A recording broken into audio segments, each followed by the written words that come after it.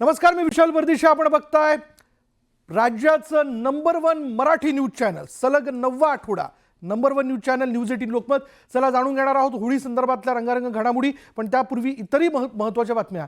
गेल्या 2.5 वर्षात राज्यातील प्रमुख शहरांमध्ये विकास कामांना प्रचंड वेग आलेला आहे.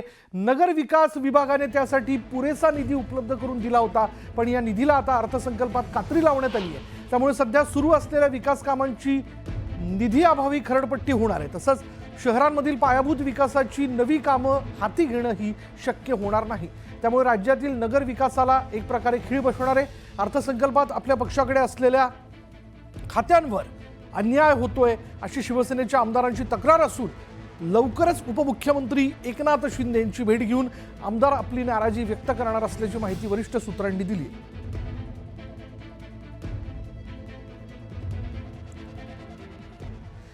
तर आनंदाचा शिधा ही लोकप्रिय योजना आता बंद होण्याची शक्यता आहे. या योजनेसाठी बजेटमध्ये कोणतीही तरतूद करण्यात आलेली नाही. सणाच्या दिवशी राज्यातील 1,63,00,000 लोकांना याचा लाभ मिळत होता.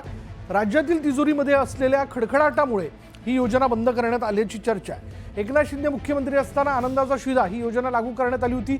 आनंदाचा शिधाच्या माध्यमातून रेशन कार्ड धारकांना 1 किलो रवा, 1 किलो साखर, 1 किलो चणा डाळ आणि 1 लिटर पाम तेल मिळत होतं. ही योजना आता बंद करण्यात आली आहे. तर लाडकी बहीण योजनेवरनं संजय राऊत यांनी पुन्हा सरकारवर तोफ डागली. शिवभोजन, शिधासारख्या योजना बंद केल्या जात आहेत आणि आता काही दिवसांनी लाडकी बहीण योजना ही बंद करण्यात येईल असं म्हणत राऊतांनी सत्ताधाऱ्यांवर निशाणा साधला. सत्ताधाऱ्यांनी महिलांची मतं विकत घेतली असा आरोपही राऊतांनी केलाय. तर मंत्री गुलाबराव पाटलांनी उभाटाचे खासदार संजय राऊतांवर हल्लाबोल केला. संजय राऊत यांना लाडक्या बहिणी, लाडका भाऊ काय माहिती? संजय राऊत यांना फक्त लाडकी काँग्रेस आणि लाडकी राष्ट्रवादी माहिती आहे असं गुलाबराव पाटलांनी म्हटलं. राज्यावरचं कर्जाचं ओझं दिवसेंदिवस वाढत आहे हे माहीत असताना सुद्धा लाडक्या बहिणीसारख्या योजना आणल्या आणि आता त्या बंद करायच्या मार्गावर आहेत. शिवभोजन थाळीसारख्या गरिबांच्या योजना, दुसरी शिधा योजना, अशा अनेक योजना बंद केल्या. आता लाडकी बहीणही बंद करतील. काय करणार आता? हे राज्य कसं चालवणार हा प्रश्न आहे. मागच्या 5 वर्षामध्ये लाडक्या बहिणींना आम्ही 1500 देऊ असा कुठे उल्लेख होता?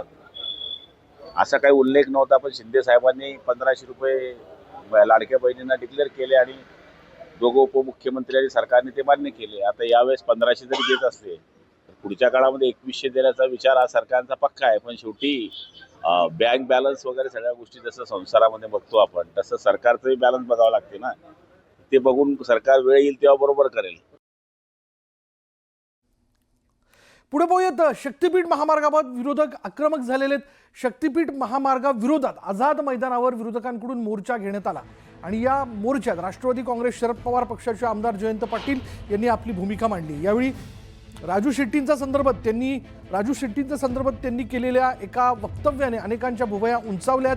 माझी गॅरंटी घेऊ नका, माझं काही खरं नाही असं जयंत पाटील यांनी म्हटलेलं आहे. तर त्यांच्या या वक्तव्यानंतर राजकीय वर्तुळात चर्चांना उधाण आल्यावर त्यांनी स्पष्टीकरण देऊ केलंय.